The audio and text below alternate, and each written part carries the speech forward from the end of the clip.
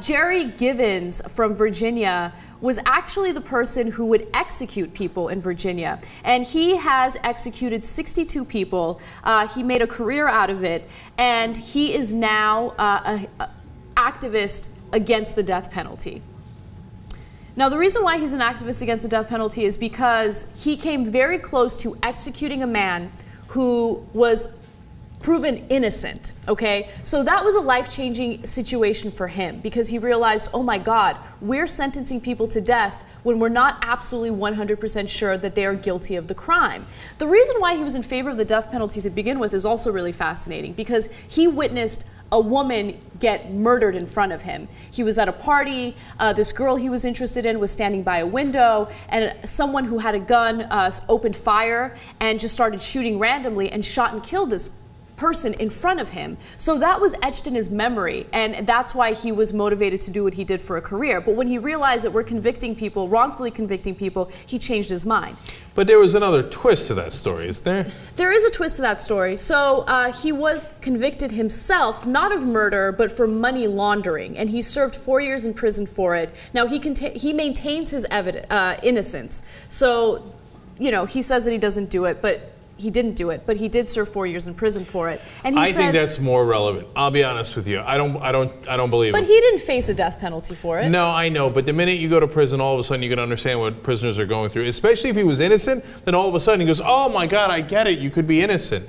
Yeah, but that's what they were telling you for decades, right? And you didn't believe it, and then all of a sudden until it happened to you. It's not, you know, I don't know the man's politics, obviously. I mean, this is something that Republicans do all the time, which is, oh my God, it turns out, like, for example, some Republican politicians are crooked, they'll go to jail, and then they'll lobby for prison reform. They're like, you know how bad it is in prison? I didn't know that. Yeah, well, oh, look at that. It turns out once you lived it, all of a sudden you have empathy for those people. Now, again, this is not about Republican or Democrat. I don't know that guy's politics at all. But I think that once he thought he was innocent, it changed his views on executing 62 people. Yeah, that could be true. And you know what? Maybe the fact that he experienced that is what he needed. You know, if that's what it took for him to change his mind, then I'm totally fine with that. If firsthand experience is what was necessary, I'm totally fine with that. The important thing is he realizes that this is the wrong way to go about, you know, justice in this country. Mm-hmm. So I'm totally in favor of him changing his mind. And I do like the fact that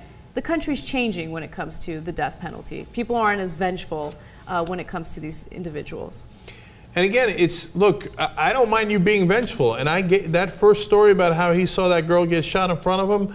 I empathize with that greatly. I just want you to be vengeful on the right guys. Right. You know, and honestly, I was wrong about it.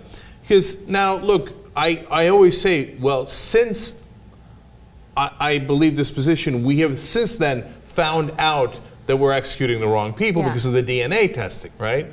But I should have known before. Really? We were going to get it exactly right? We were going to be perfect? And it was part of the naivete of my youth where I actually believed that cops did their jobs and prosecutors were honest people.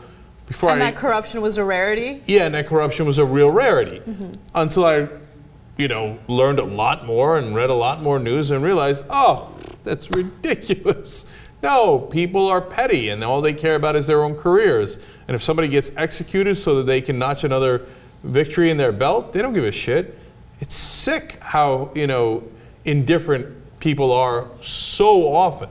The really fascinating thing about Givens is that he turned to God, okay? And I know you're going to rant against that, but I like that he did because he started focusing on, you know, what Christianity really teaches. And this is a point that I've always tried to make about conservatives.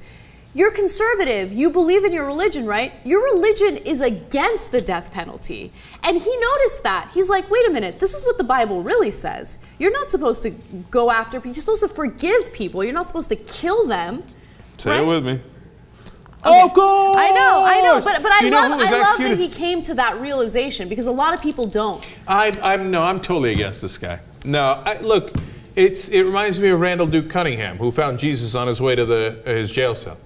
Like, meanwhile, he was full of it anyway. I mean, I trust this guy more than I trust Duke Cunningham, but he had thrown out the laundry bag full of cash into his front yard before he went and did the press conference all weepy. Oh my God, Jesus! I think you're being unfair to him, to be honest with you. Because look, you just admitted that you were naive about prosecutors and you were naive about our justice system. And you know what? He was naive about it as well. And then he realized that, you know what, we're killing innocent people. It didn't take me being put in jail. It didn't take me being in a similar situation before I figured it out.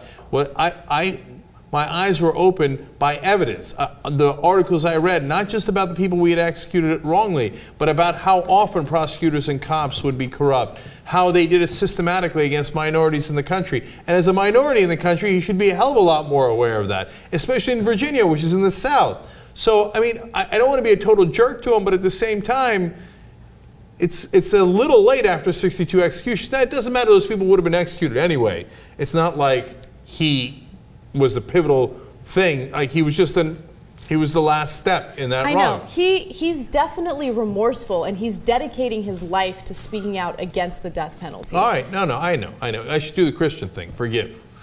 Yeah, why don't you do that? Right, because I'm not Christian. Okay. And by the way, what I was going to say earlier is Jesus Christ executed, got the death penalty. So that would be one good reason for Christians to be opposed to the death penalty, if you're an actual Christian.